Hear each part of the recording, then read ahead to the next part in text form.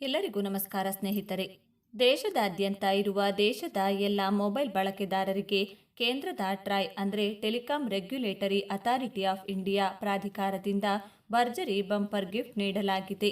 TRAI ಗ್ರಾಹಕರಿಗೆ ಜಾರಿಗೊಳಿಸಿರುವ ಹೊಸ ರೂಲ್ಸ್ಗಳು ಇದು ಒಳ್ಳೆಯ ಕೆಲಸ ಎನ್ನುವ ನಿಮ್ಮ ಅಭಿಪ್ರಾಯವಾಗಿದ್ದರೆ ಹಾಗೂ ರೀಚಾರ್ಜ್ ದರಗಳಲ್ಲಿ ಭಾರಿ ಪ್ರಮಾಣದ ಇಳಿಕೆ ಮಾಡಿ ಹೊಸ ಆದೇಶವನ್ನು ನೀಡಿರುವುದು ಇದು ಒಳ್ಳೆಯ ಕೆಲಸ ಎನ್ನುವ ನಿಮ್ಮ ಅಭಿಪ್ರಾಯವಾಗಿದ್ದರೆ ತಪ್ಪದೇ ವಿಡಿಯೋಗೆ ಈಗಲೇ ಲೈಕ್ ಮಾಡಿ ಮತ್ತು ನೀವು ಕೂಡ ಮೊಬೈಲ್ ಬಳಕೆದಾರರಾಗಿದ್ದರೆ ಅಥವಾ ನಿಮ್ಮ ಮನೆಯಲ್ಲಿ ಮೊಬೈಲ್ ಇದ್ದರೆ ತಪ್ಪದೇ ಈ ವಿಡಿಯೋವನ್ನು ಕೊನೆವರೆಗೂ ನೋಡಿ.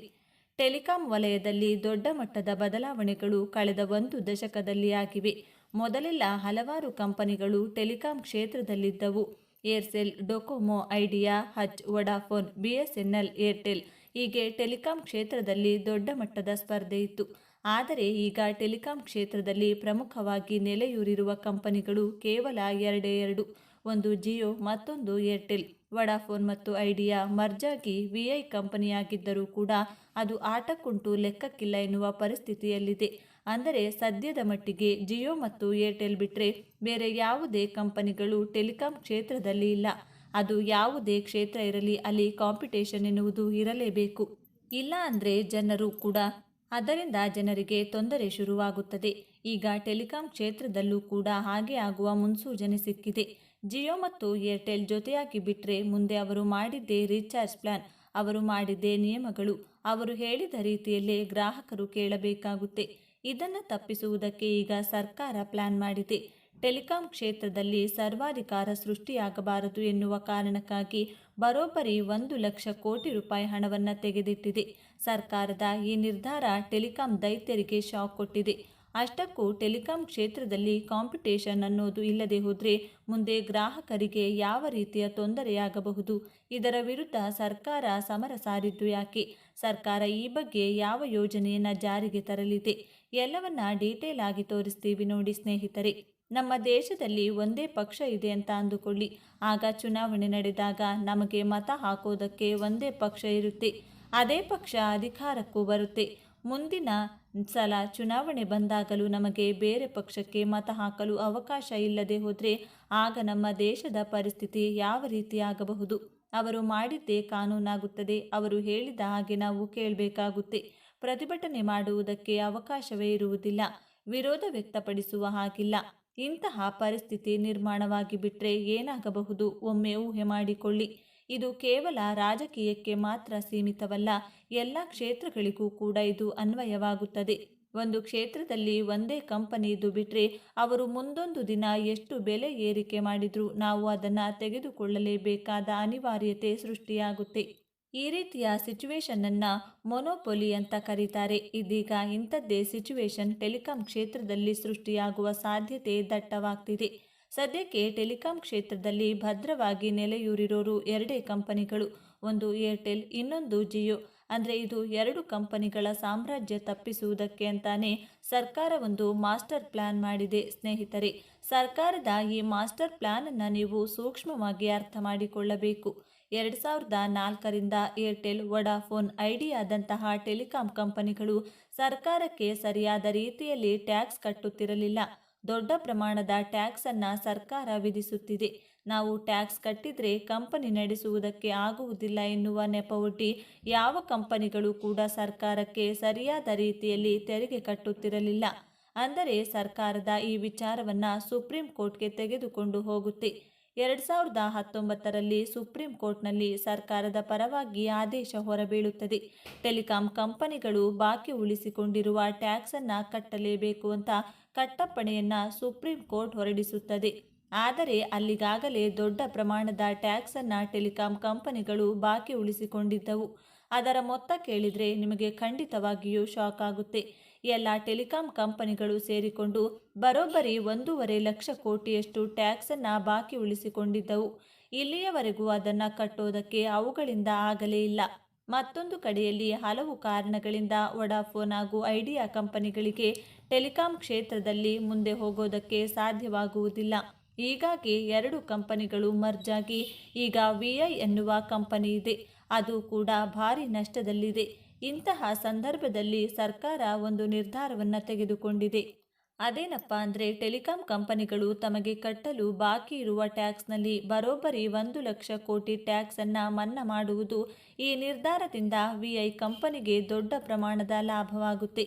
ನಷ್ಟದಲ್ಲಿದ್ದ ವಿಐ ನಿಧಾನವಾಗಿ ಹಳಿಗೆ ಕೂಡ ಮರಳಬಹುದು. ಅಲ್ಲಿಗೆ ಸರ್ಕಾರ ಟೆಲಿಕಾಂ ಕ್ಷೇತ್ರದಲ್ಲಿ ಕಾಂಪಿಟೇಷನ್ ಸೃಷ್ಟಿ ಮಾಡಿದ ರೀತಿಯಾಗುತ್ತೆ. ಜಿಯೋ ಹಾಗೂ ಏರ್ಟೆಲ್ಗಳಿಗೆ ವಿಐ ಕೂಡ ಟಕ್ಕರ್ ಕೊಡೋದಕ್ಕೆ ಬರುತ್ತದೆ. ಸ್ನೇಹಿತರೆ, ನಿಮಗೆ ಗೊತ್ತಿರಲಿ, ಸರ್ಕಾರ ಮನ್ನಾ ಮಾಡಲು ಇಚ್ಛಿಸಿರುವ 1,00,000 ಕೋಟಿಯಲ್ಲಿ ಬರೋಬ್ಬರಿ 52 ಲಕ್ಷ ಕೋಟಿ ರೂಪಾಯಿ ವಡಾಫೋನ್ ಐಡಿಯಾಗೆ ಸಂಬಂಧಪಟ್ಟಿದ್ದು. ಹೀಗಾಗಿ ಸಹಜವಾಗಿಯೇ ಇದು ವಿಐ ಕಂಪನಿಗೆ ದೊಡ್ಡ ಮಟ್ಟದ ಬೂಸ್ಟ್ ನೀಡುತ್ತದೆ. ಒಂದು ಕಡೆಯಿಂದ ಸರ್ಕಾರ ಬಿಎಸ್ಎನ್ಎಲ್ಗೆ ದೊಡ್ಡ ಪ್ರಮಾಣದ ಸಹಾಯ ಮಾಡ್ತಾ ಇದೆ. ಮತ್ತೊಂದು ಕಡೆಯಲ್ಲಿ ವಡಾಫೋನ್ ಐಡಿಯಾಗೂ ಕೂಡ ಈಗ ದೊಡ್ಡ ಪ್ರಮಾಣದ ನೆರವು ಸಿಕ್ಕಿದ ರೀತಿಯಾಗಿದೆ. ಅಲ್ಲಿಗೆ ಟೆಲಿಕಾಂ ಕ್ಷೇತ್ರದಲ್ಲಿ ಕಾಂಪಿಟೇಷನ್ ಅನ್ನೋದು ಜಾರಿಯಲ್ಲಿರುತ್ತೆ. ಜಿಯೋ ಬಂದ ಮೇಲಂತೂ ಟೆಲಿಕಾಂ ಕ್ಷೇತ್ರದಲ್ಲಿ ಒಂದು ರೀತಿಯ ಮನೋಪೊಲಿ ಸೃಷ್ಟಿಯಾಗಿತ್ತು. ಈ ಮನೋಪೊಲಿಯಿಂದ ಆರಂಭದಲ್ಲಿ ಗ್ರಾಹಕರಿಗೆ ಎಷ್ಟು ಪ್ರಮಾಣದ ಲಾಭ ಆಗಿತ್ತು, ಮುಂದೆ ಹೋಗ್ತಾ ಹೋಗ್ತಾ ಡಬಲ್ ನಷ್ಟ ಆಗುವ ಸಾಧ್ಯತೆ ಕೂಡ ಇದೆ. ಅದರ ಮುನ್ಸೂಚನೆ 4-5 ತಿಂಗಳ ಹಿಂದೆಯೇ ಸಿಕ್ಕಿತ್ತು. ಇದ್ದಕ್ಕಿದ್ದ ಹಾಗೆ ಎಲ್ಲರೂ ಸೇರಿಕೊಂಡು ರೀಚಾರ್ಜ್ ರೇಟನ್ನು ಹೆಚ್ಚು ಮಾಡಿದ್ರು.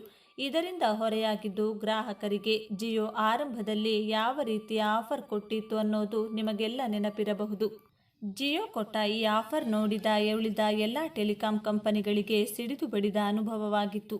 ಏರ್ಟೆಲ್, ವಡಾಫೋನ್ ಐಡಿಯಾ ಸಿಮ್ಗಳನ್ನು ಬಳಕೆ ಮಾಡ್ತಾ ಇದ್ದ ಜನ ಇದ್ದಕ್ಕಿದ್ದ ಹಾಗೆ ಜಿಯೋ ಸಿಮ್ ಬಳಕೆ ಮಾಡೋದಕ್ಕೆ ಶುರು ಮಾಡಿ ಮುಂದೆ 4-5 ವರ್ಷಗಳ ಕಾಲ ಜಿಯೋಗೆ ಕಾಂಪಿಟೇಷನ್ ಅನ್ನೋದೇ ಇರಲಿಲ್ಲ.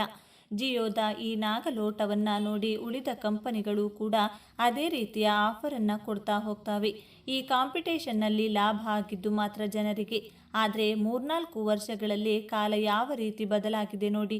ಒಂದು ಕಾಲದಲ್ಲಿ ರೇಟ್ ಕಡಿಮೆ ಮಾಡೋದಕ್ಕೆ ಕಾಂಪಿಟೇಷನ್ ಕೊಡ್ತಾ ಇದ್ದ ಕಂಪನಿಗಳು ಈಗ ರೀಚಾರ್ಜ್ ಹೆಚ್ಚು ಮಾಡುವ ಕಾಂಪಿಟೇಷನ್ನಲ್ಲಿವೆ. ನಿಮಗೆಲ್ಲ ಗೊತ್ತಿರುವ ಹಾಗೆ ಜಿಯೋ ಇದ್ದಕ್ಕಿದ್ದ ಹಾಗೆ ತಮ್ಮ ರೀಚಾರ್ಜ್ ಬೆಲೆಯನ್ನು ಏರಿಕೆ ಮಾಡಿಬಿಡ್ತು. ಅದು ಕೂಡ 1-2% ಅಲ್ಲ, ಬರೋಬ್ಬರಿ 28%ನಷ್ಟು ಬೆಲೆಯನ್ನು ಜಿಯೋ ಏರಿಕೆ ಮಾಡಿಬಿಡ್ತು. ಜಿಯೋ ಇಂಥದ್ದೊಂದು ಬೆಲೆ ಏರಿಕೆ ಮಾಡಿದ ಬೆನ್ನಲ್ಲೇ ಏರ್ಟೆಲ್ ಹಾಗೂ ವಡಾಫೋನ್ ತಾಮುಂದು ನಾ ಮುಂದು ಎಂಬಂತೆ ಬೆಲೆ ಏರಿಕೆಯನ್ನು ಮಾಡಿಬಿಟ್ಟಿದ್ದವು. ಸರ್ಕಾರ ಇದನ್ನೆಲ್ಲ ಸೂಕ್ಷ್ಮವಾಗಿ ಗಮನಿಸ್ತಾ ಇತ್ತು. ಹೀಗೆ ರೀಚಾರ್ಜ್ ಏರಿಕೆಯಾದ ನಂತರವೂ ಕೂಡ ವಡಾಫೋನ್ ಐಡಿಯಾ ಕಂಪನಿ ಪಾತಾಳಕ್ಕೆ ಕುಸಿದು ಬಿಡ್ತು. ಇನ್ನೇನು ಕಂಪನಿ ಸಂಪೂರ್ಣವಾಗಿ ಮುಳುಗುತ್ತೆ ಎಂದಾಗ ಸರ್ಕಾರ ಇಂತಹದ್ದೊಂದು ನಿರ್ಧಾರ ತೆಗೆದುಕೊಂಡು ಬಿಟ್ಟಿದೆ. ಒಂದು ವೇಳೆ ವಡಾಫೋನ್ ಐಡಿಯಾ ಕಂಪನಿಗಳು ಟೆಲಿಕಾಂ ಕ್ಷೇತ್ರದಿಂದ ದೂರ ಸರಿದು ಬಿಟ್ಟರೆ ಮುಂದೆ ಉಳಿಯುವುದು 2 ಕಂಪನಿಗಳು ಮಾತ್ರ, ಜಿಯೋ ಮತ್ತು ಏರ್ಟೆಲ್. ಮುಂದೊಂದು ದಿನ ಜಿಯೋ ಏರ್ಟೆಲ್ ಕಂಪನಿಯನ್ನು ಖರೀದಿ ಮಾಡಿಬಿಡಬಹುದು ಅಥವಾ ಏರ್ಟೆಲ್ ಜಿಯೋ ಕಂಪನಿಯನ್ನು ಖರೀದಿ ಮಾಡಿಬಿಡಬಹುದು. ಆಗ ಟೆಲಿಕಾಂ ಕ್ಷೇತ್ರದಲ್ಲಿ ಏಕಚಕ್ರಾಧಿಪತ್ಯ ಉಂಟಾಗುತ್ತದೆ. ಅಂತಹ ಸಂದರ್ಭದಲ್ಲಿ 1,000 ರೀಚಾರ್ಜ್ ಮಾಡಬೇಕು ಅಂದರೂ ನಾವು ಮಾಡಲೇಬೇಕಾಗುತ್ತದೆ. ಕಾರಣ ನಮಗೆ ಬೇರೆ ಆಯ್ಕೆಗಳೇ ಇರೋದಿಲ್ಲ. ಹೀಗಾಗಿ ಸರ್ಕಾರ ಈ ವಿಚಾರವನ್ನು ಗಂಭೀರವಾಗಿ ತೆಗೆದುಕೊಂಡು ಮಾಸ್ಟರ್ ಪ್ಲ್ಯಾನನ್ನು ರೂಪಿಸಿದೆ. ಇನ್ನು ತಿಂಗಳ ಹಿಂದೆ ನೀವು ಕೀಪ್ಯಾಡ್ ಮೊಬೈಲ್ಗಳಿಗೆ ರೀಚಾರ್ಜನ್ನು ಪರಿಚಯ ಮಾಡಬೇಕು ಅಂತ ಟೆಲಿಕಾಂ ಕಂಪನಿಗಳಿಗೆ ಸೂಚನೆ ನೀಡಲಾಗಿತ್ತು. ಇಂಟರ್ನೆಟ್ ಇಲ್ಲದ ಮೊಬೈಲ್ಗಳಿಗೆ ಕೂಡ ಇಂಟರ್ನೆಟ್ ಪ್ಯಾಕ್ಗಳನ್ನೇ ಹಾಕಬೇಕಾಗಿತ್ತು. ಇದನ್ನು ಗಮನಿಸಿದ ಸರ್ಕಾರ ಕೀಪ್ಯಾಡ್ ಬಳಕೆದಾರರಿಗೆ 2 ಸಿಮ್ ಬಳಕೆ ಮಾಡುವವರಿಗೆ ಅಥವಾ ಇಂಟರ್ನೆಟ್ ಅಗತ್ಯ ಇಲ್ಲದೇ ಇದ್ದವರಿಗೆ ಕಾಲ್ ರೀಚಾರ್ಜ್ ಪ್ಲಾನನ್ನು ಪರಿಚಯಿಸುವಂತೆ ಟೆಲಿಕಾಂ ಕಂಪನಿಗಳಿಗೆ ಸೂಚನೆ ನೀಡಲಾಗಿತ್ತು. ಈ ಸೂಚನೆಯ ಮೊದಲ ಹಂತ ಎನ್ನುವಂತೆ ಈಗ ಹೊಸದೊಂದು ಪ್ಲಾನನ್ನು ಪರಿಚಯಿಸಲಾಗಿದೆ. ಕೇವಲ 20 ರೂಪಾಯಿನಲ್ಲಿ ರೀಚಾರ್ಜ್ನಲ್ಲಿ 4 ತಿಂಗಳ ವ್ಯಾಲಿಡಿಟಿ ಪಡೆಯಬಹುದು. 4 ತಿಂಗಳ ಬಳಿಕ ಗ್ರಾಹಕರಿಗೆ ಹೆಚ್ಚುವರಿಯಾಗಿ 15 ದಿನದ ಕಾಲಾವಕಾಶ ನೀಡಲಾಗುತ್ತೆ. ಟೆಲಿಕಾಂ ಅಥಾರಿಟಿ ಆಫ್ ಇಂಡಿಯಾ ಈ ಪ್ಲಾನನ್ನು ಜಾರಿಗೊಳಿಸುವಂತೆ ಎಲ್ಲ ಟೆಲಿಕಾಂ ಕಂಪನಿಗಳಿಗೆ ಸೂಚನೆ ನೀಡಿದೆ. ಈ ಪ್ಲಾನ್ ಸದ್ಯದಲ್ಲೇ ಜಾರಿಯಾಗುವ ಸಾಧ್ಯತೆ ಇದೆ. ಅದೇನೇ ಇರಲಿ, ಟೆಲಿಕಾಂ ಕ್ಷೇತ್ರದಲ್ಲಿ ದೊಡ್ಡ ಮಟ್ಟದ ಬದಲಾವಣೆಗಳಾಗೋದಕ್ಕೆ ಶುರುವಾಗಿದೆ. ಇದರಿಂದ ಜನರಿಗೆ ಕೂಡ ಲಭ್ಯವಾಗುತ್ತಿದೆ. ಈ ಬಗ್ಗೆ ನಿಮಗೇನನ್ಸುತ್ತೆ? ತಪ್ಪದೇ ಕಮೆಂಟ್ ಮಾಡಿ ತಿಳಿಸಿ. ಧನ್ಯವಾದಗಳು.